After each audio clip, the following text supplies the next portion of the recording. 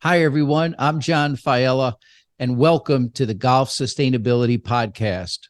We've got a very special episode today, as my guest is Craig Both, Head of Sustainability at Carnoustie Golf Links in Scotland. As one of the first superintendents in the industry, or maybe in the world for that matter, who's been named Head of Sustainability in his role, I know we're going to have a really interesting conversation. Welcome, Craig. It's great to have you on the Golf Sustainability Podcast. Well, John, thanks for inviting me. Really looking forward to this. Yeah, we had the opportunity to get to meet personally when I was out at Carnoustie last month, and it was a glorious day. And what a beautiful golf course! It's really a very special place, and it was nice to meet you.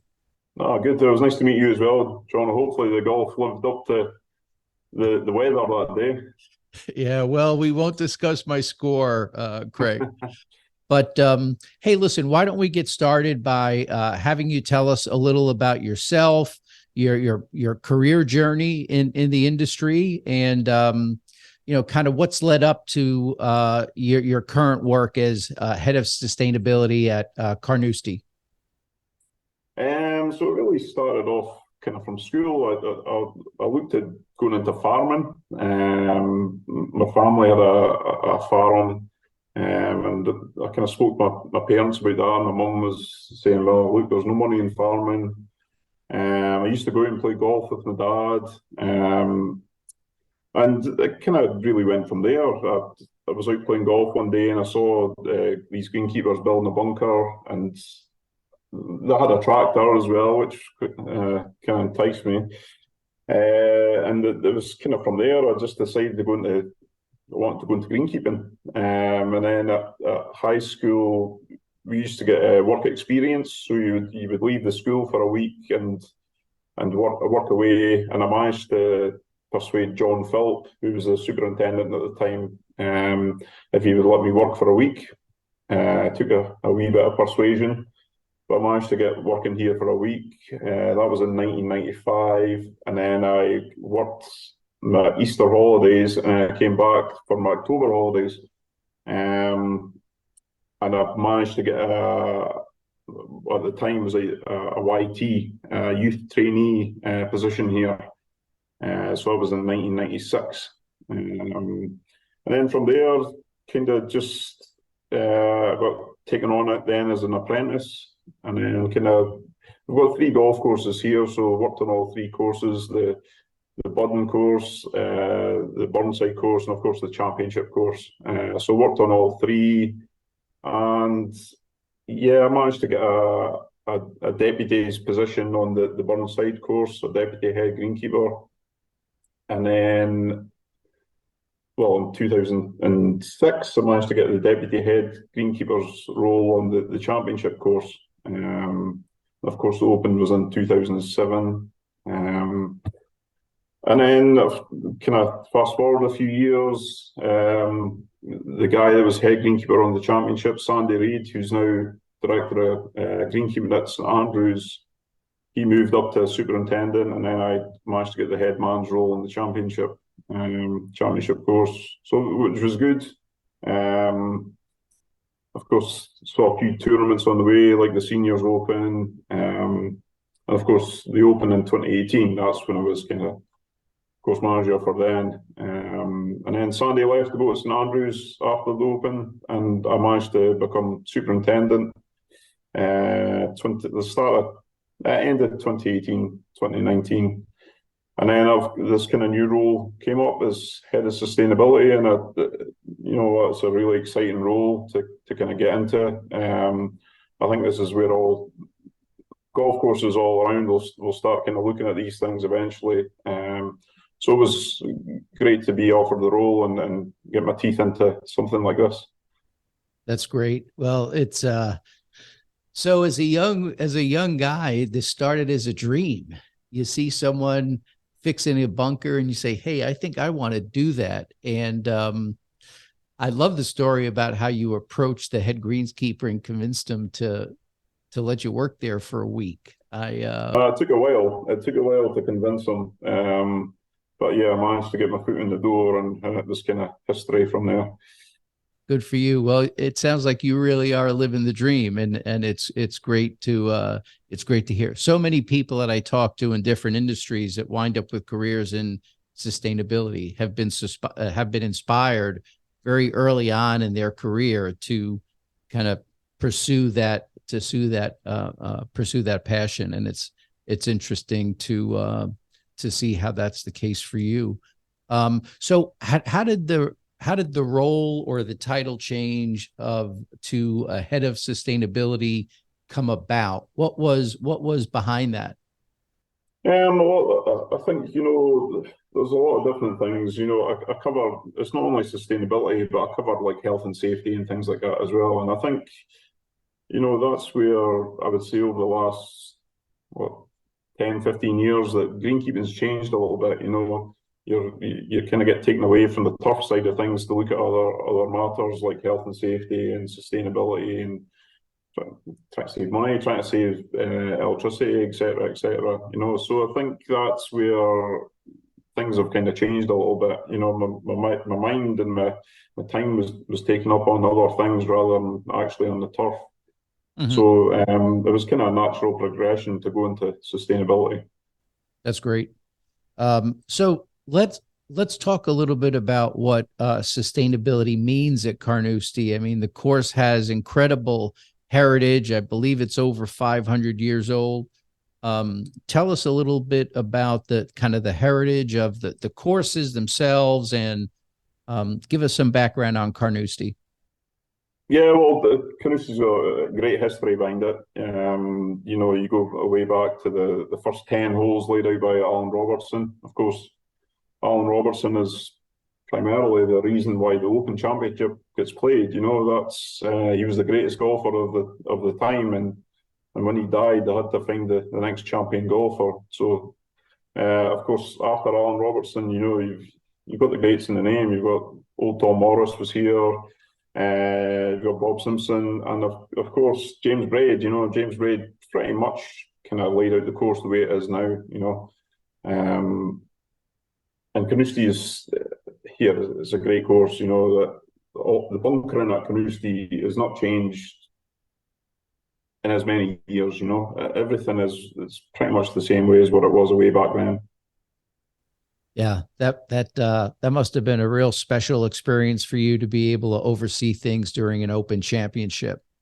Yeah, I mean, I've been involved in 3 Opens. The first one being '99 when Carnoustie came back from a 24-year absence from '75. Of course, a lot of people know it for the collapse of Van de Velde, but they always forget the Paul Lawrie story, coming through qualifying at Downfield, local course, and then coming through and coming back from 10 shots behind and winning the Open. And then 2007, the Harrington Garcia fight in the playoff. And then, well, Molinari in 2018.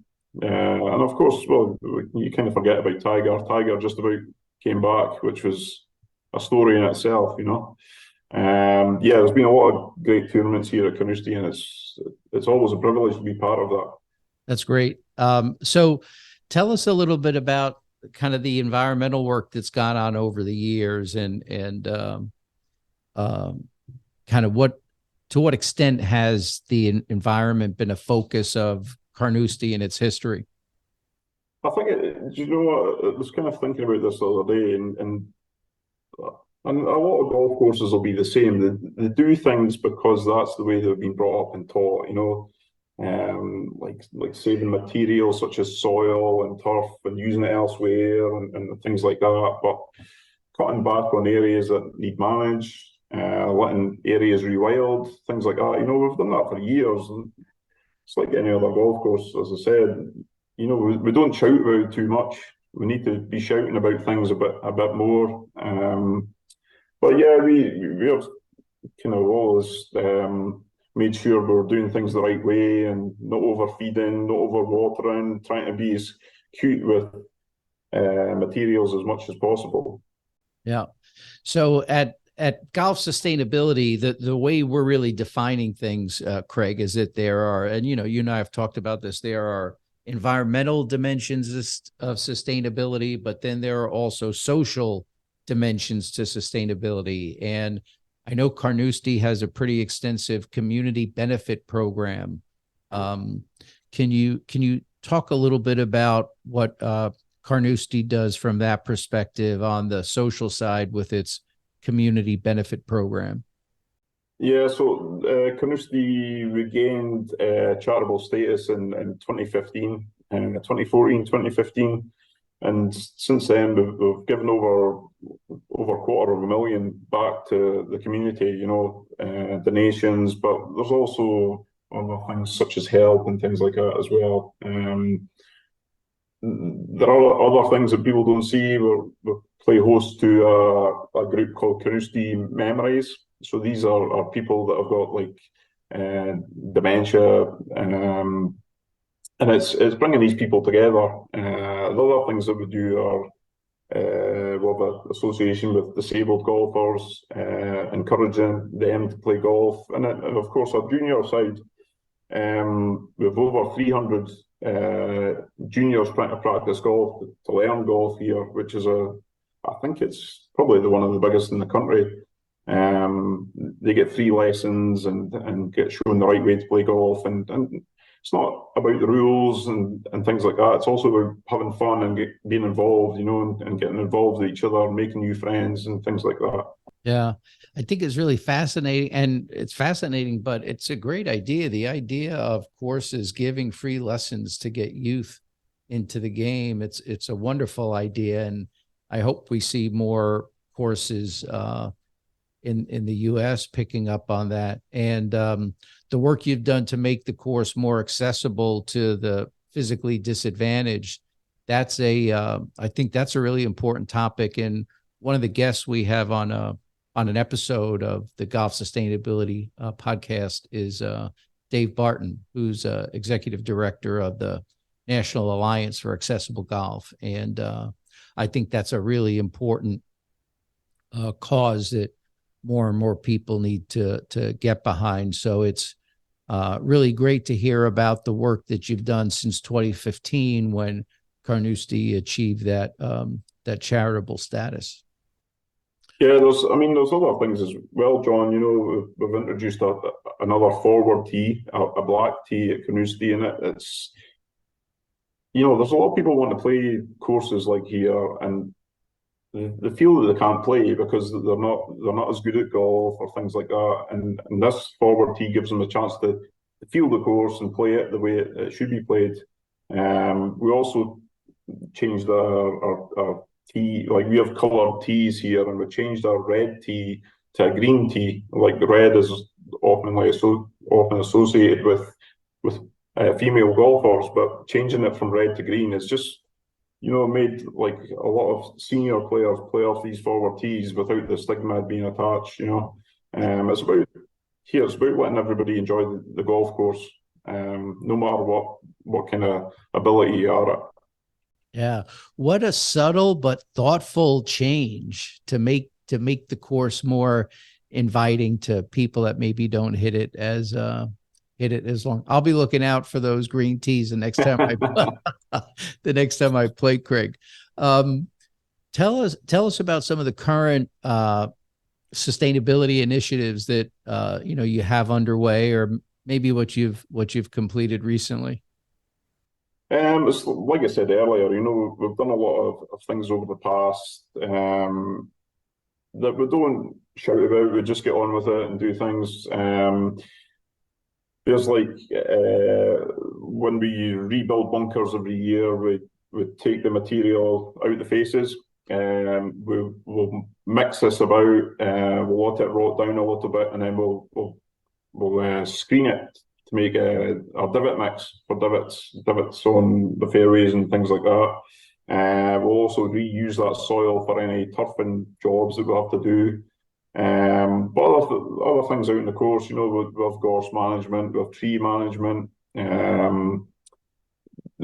This winter past, we actually replanted 1,000 trees in the golf course. just we had a wind farm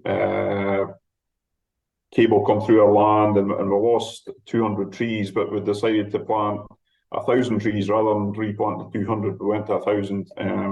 So things like that, we're doing things like this all the time. Yeah. Well, I've heard of kind of replacing 2 with every one that you remove, and in your case, you replaced 5 with every one that you removed, and that's excellent. How about going forward? What are some of the sustainability projects that are on the horizon at Carnoustie? Well, it's one of those, we're always looking at our land here, and we're custodians of the links. We've got to look after it for the people, the future generations. So one of the projects we've got coming up is, COVID kind of played a big part in kind of stopping things, and we need to get back and start going again. We've got a pond management, a 5-year pond management plan. We've got a few ponds and a big lake out on the budding course, so it's making sure that we're cleaning these areas out. We've got a lot of swans and ducks and different other birds, habitat, the lynx.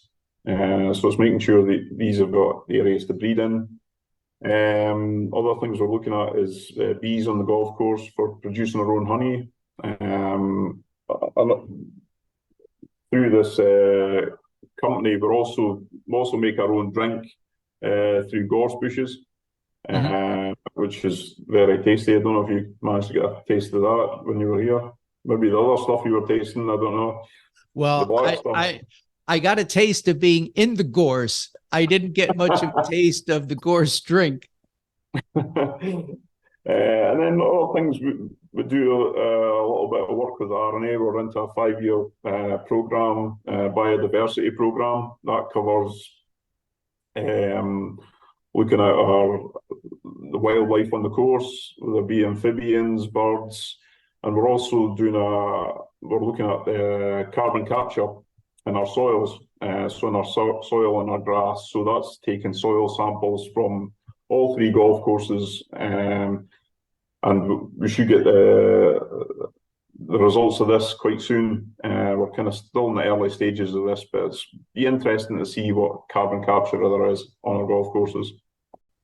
Yeah, well, that's fascinating, and you kind of led with a perfect segue into key partnerships, right? Because what I've experienced, Craig, is in other industries is that, sustainability is a journey, and you can't be successful by yourself. You have to have partners, be it associations, be it supplier partners, be it peers, to help accomplish your goals. And there are a couple of key partnerships that I'm familiar that you have that, I'd like to get into. And the first was the one you referenced with the RNA. And when we were in Scotland, I had a chance to visit the golf museum there at St. Andrews that's organized by the RNA, and I was very impressed with their commitment to sustainability.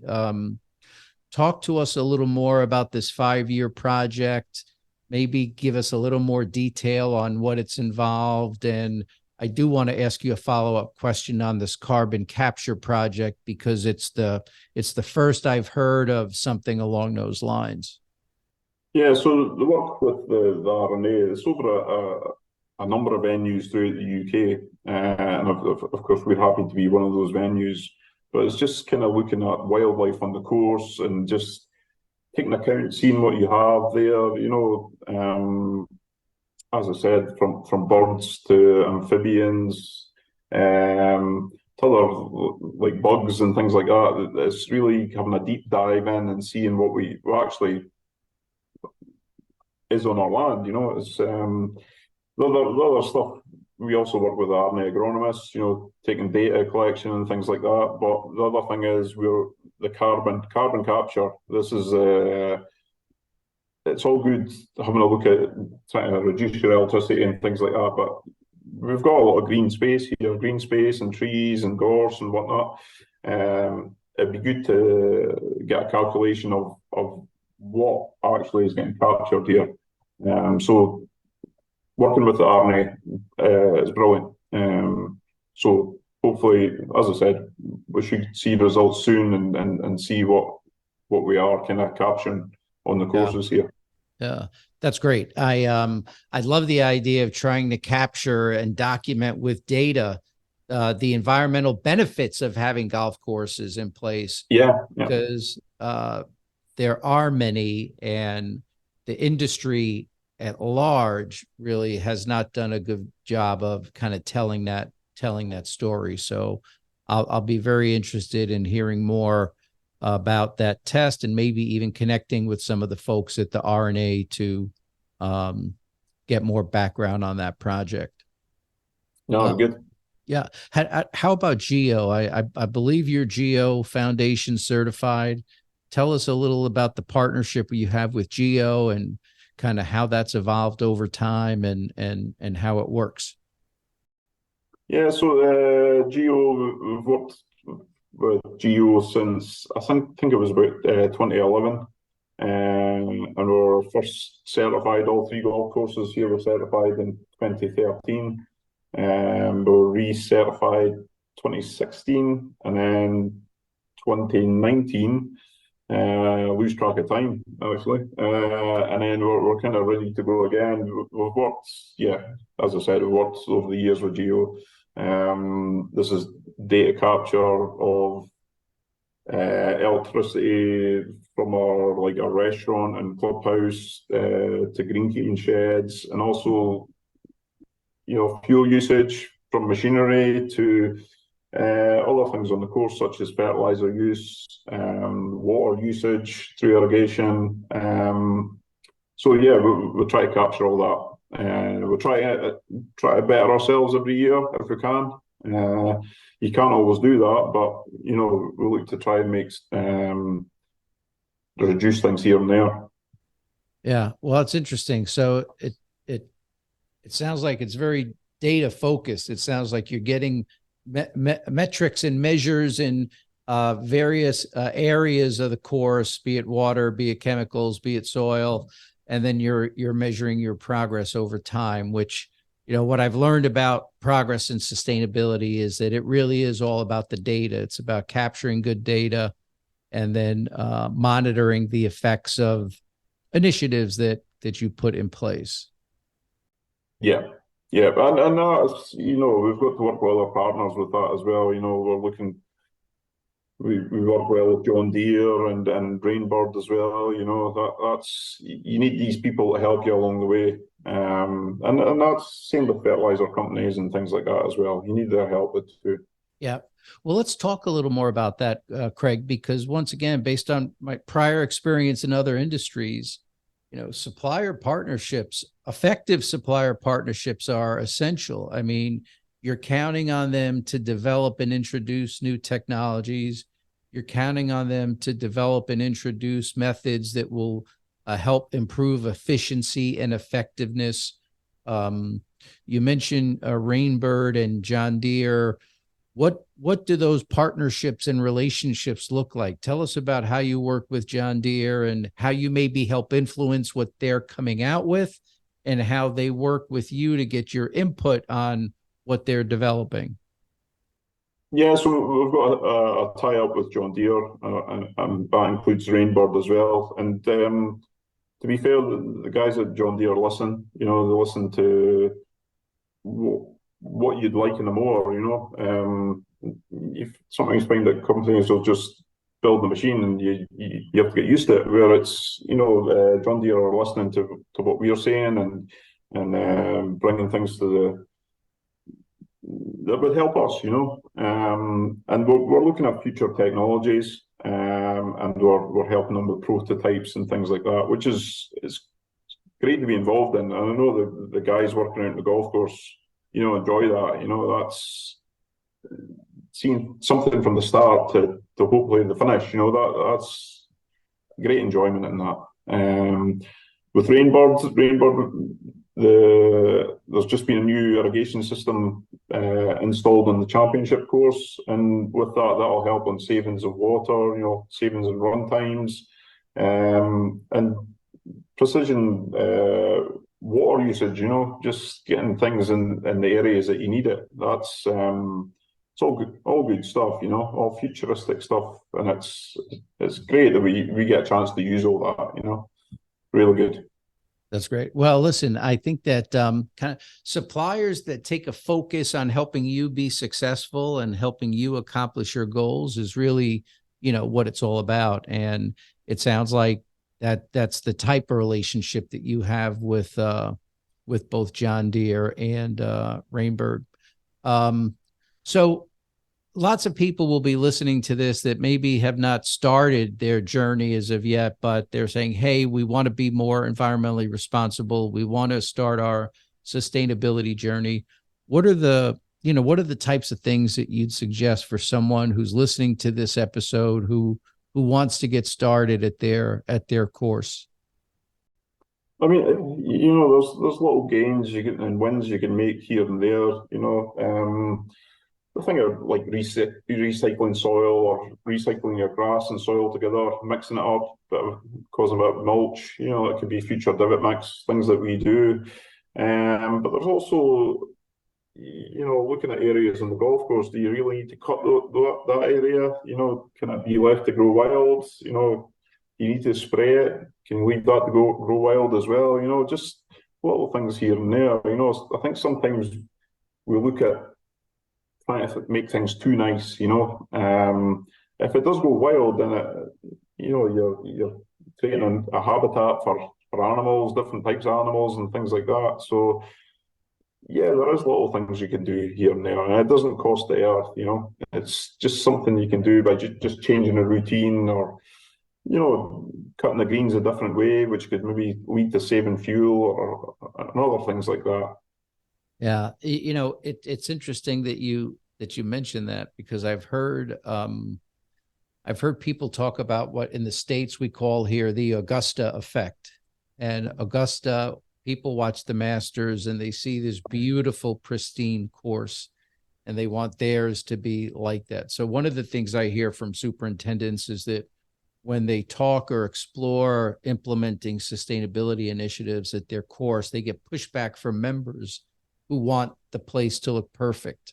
Have you had any, like, what's your reaction to that notion? Have you experienced that at Carnoustie, and kind of what's the mindset of by and large the people that play frequently around the balance between what the course is going to look like and the sustainability of the course?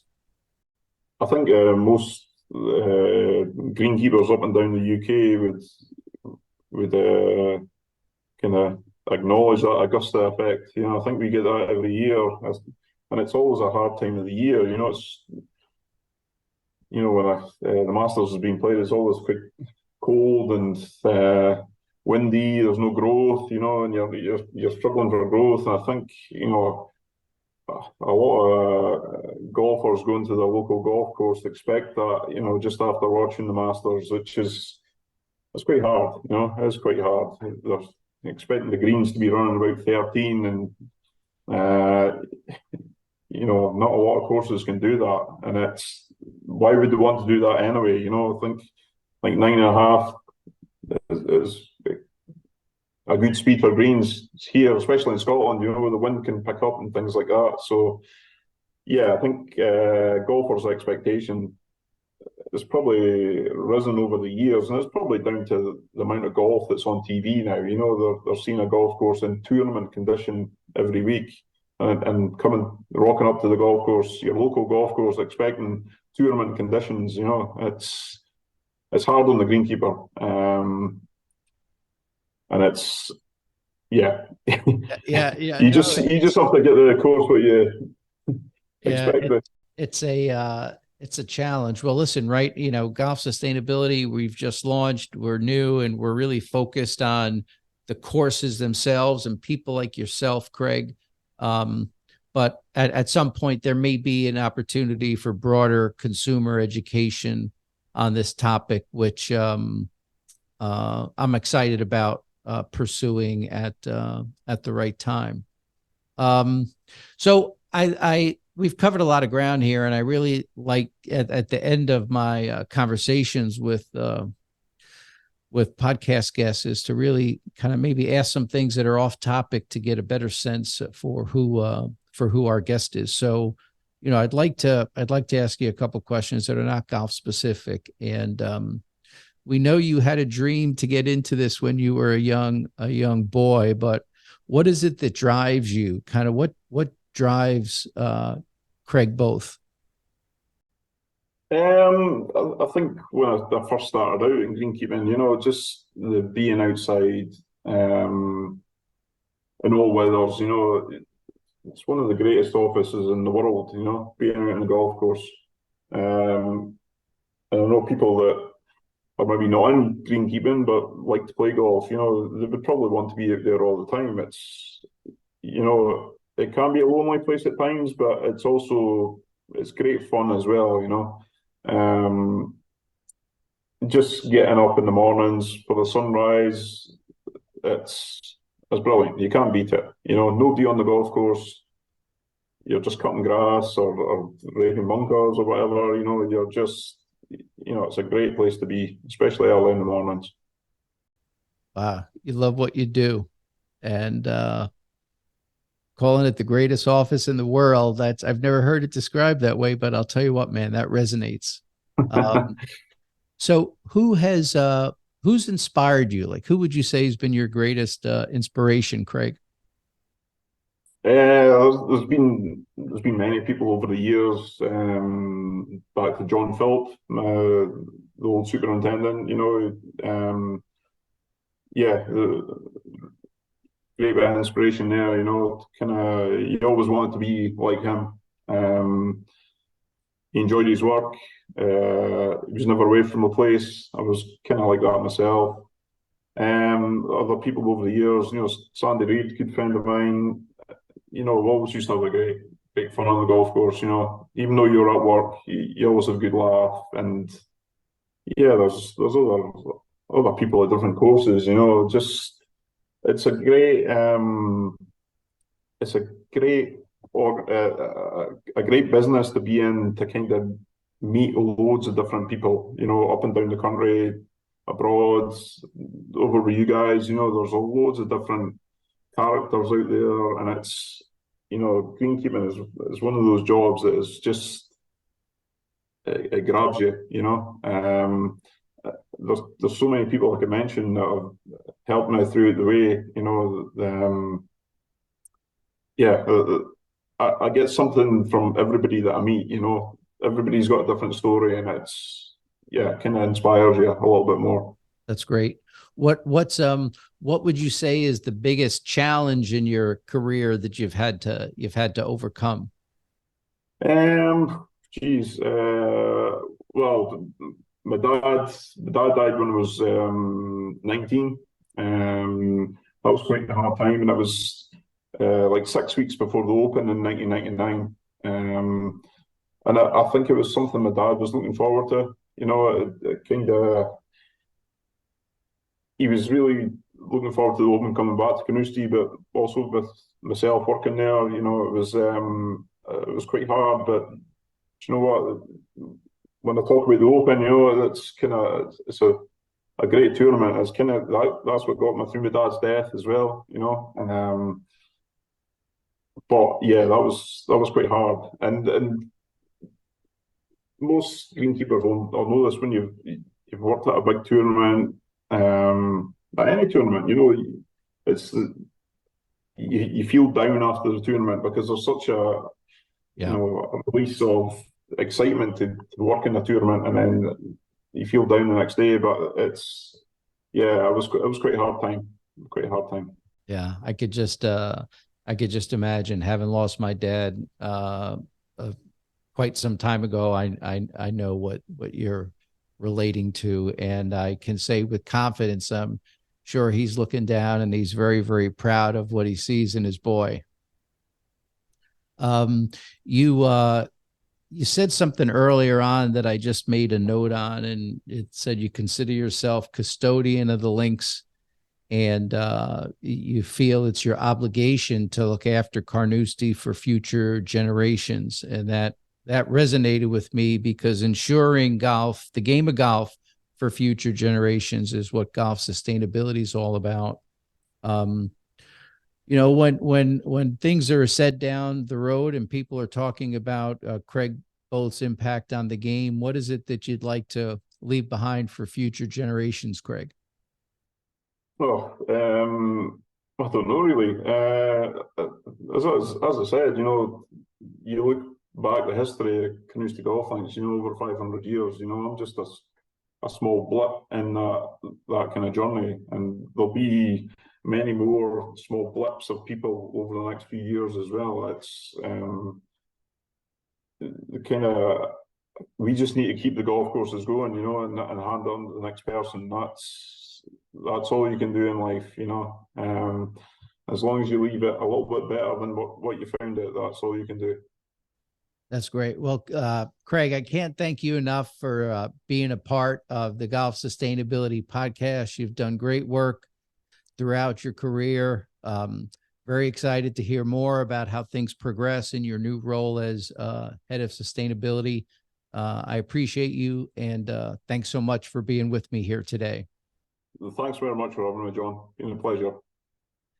And thanks to our listeners for participating in this episode of the Golf Sustainability Podcast. Please subscribe to the podcast on your favorite podcast player and follow us on our social channels. You'll see Golf Sustainability on LinkedIn, Twitter, Facebook, and Instagram. Thanks for being with us today, and look forward to seeing you on our next episode of the Golf Sustainability Podcast. Thanks, and have a great day.